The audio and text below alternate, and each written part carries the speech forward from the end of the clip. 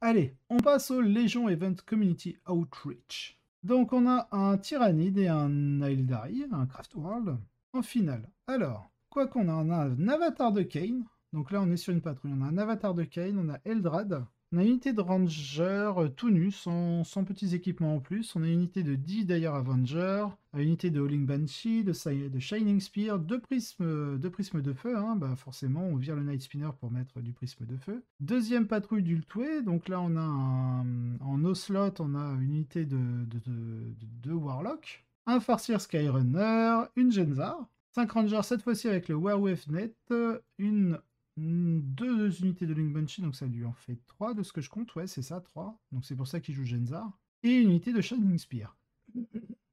On va aller voir quand même ce que fait Genzar, parce que là, je l'ai pas du tout en tête. Alors, Janzar, où est-ce que tu es, Janzar? Janzar, Attendez, on va déjà regarder aussi Howling Banshee, les options qu'il a mis sur ses Howling Banshee. Je suis assez curieux, donc là il a mis quoi? Mirror Sword. Donc ça doit être un équipement. Piercing Strike, voilà, c'est ça. Piercing Strike, il ajoute 1 aux dégâts de mêlée faite par elle-même, par l'Exarch, ok. Donc il a plus un dégât. Dans les autres, Link Banshee, Piercing Strike, Gain. Et sur elle, Piercing Strike, Crown Scream en relique. Ok, donc ils ont tous Piercing Strike. Donc c'est plus un dégât de mêlée pour les Exarchs. Ensuite, Janzar. Tu es où, Janzar? Allez, viens voir papa. Alors, Janzar, Iriel, Azurmen, Barot. Janzar.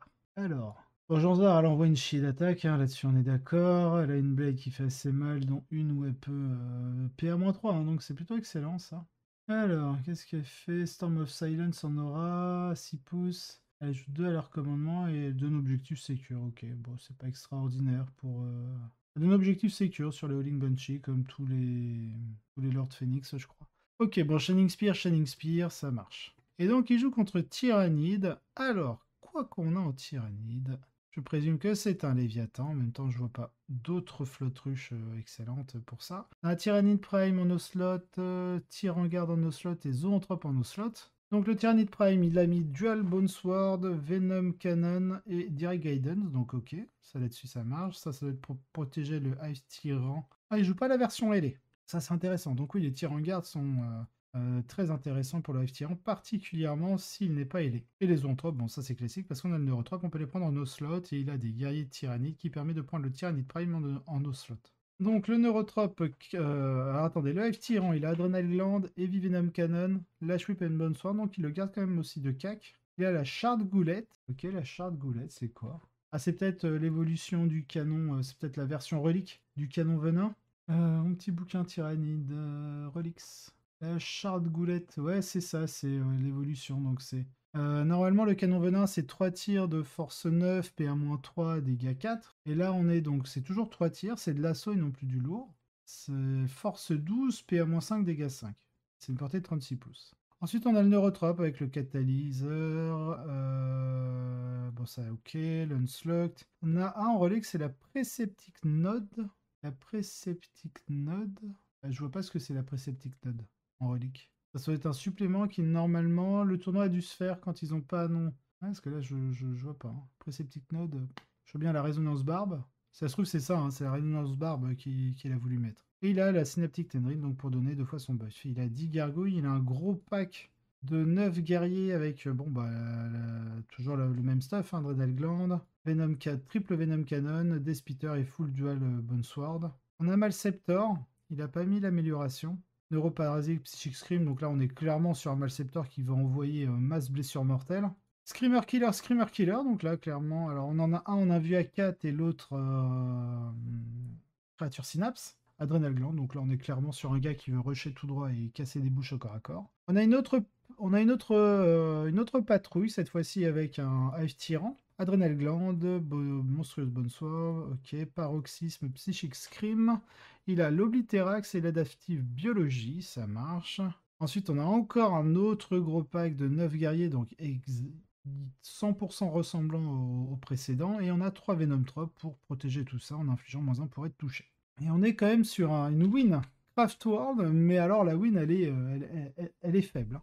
La liste de Sin mélange de nombreux guerriers aspects avec des prismes de feu pour le support à distance, tout en s'appuyant sur les Banshees et les lances ardentes pour la mêlée. Malheureusement, la liste est illégale. Les exarques des lances ardentes et des Banshees hurlants ont tous les mêmes pouvoirs d'exarque. C'est bien ce qui me semblait, et je pensais qu'il fallait justement qu'ils soient tous différents.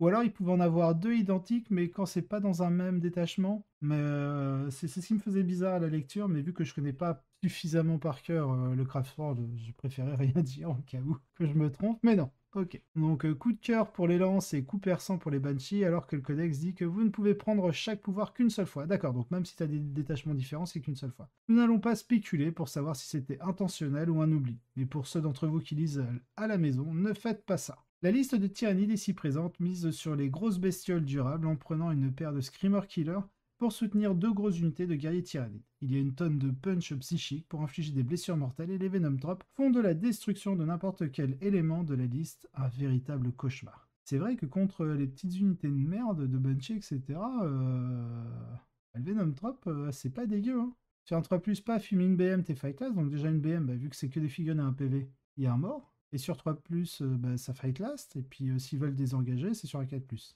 Donc ouais. Puis ça blesse à 2+ automatique.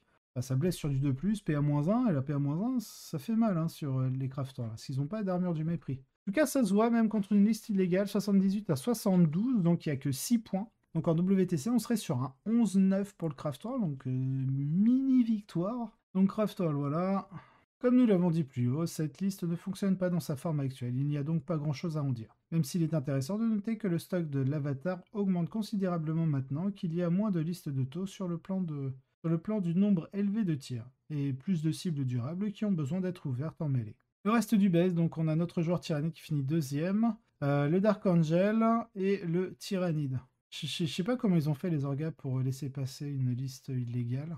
Ils doivent faire ça enfin, soit ils font confiance aux joueurs pour que leur liste soit légale, soit ils n'ont pas corrigé les listes. Bref, alors, la semaine prochaine, beaucoup de tyrannides probablement. Voilà qui conclut notre tour d'horizon des meilleures listes de la semaine. Rejoignez-nous la semaine prochaine lorsque nous examinerons un autre jeu et que nous aurons une idée réelle de ce à quoi ressemblent les tyrannides. Plus de ces absurdités du genre, certains événements autorisent le crusher et utilisent d'anciennes règles. En attendant, si vous avez des questions ou des commentaires, écrivez-nous dans les commentaires ci-dessous ou à l'adresse contact@goodhammer.com.